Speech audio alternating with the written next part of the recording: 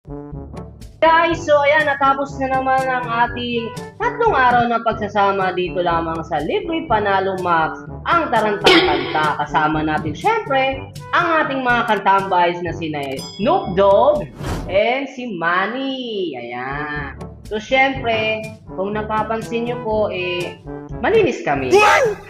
Because hindi kami naparusahan dahil hindi po nasagot ni Sir Delan and Sir JP yung huling round ng kanta. Kaya naman, di lang silang kinakabahan. Pati rin po kami. Dahil alam namin na anumang oras ay pwedeng malaman din nila kung anong tamang sagot. Pero thank you, ayan. So nakaligtas kami ngayon sa araw na ito. Thanks God, it's Sunday. See you ulit next week. Ayan, Tarantang Kanta, 7 PM sa Libre Panalo Max.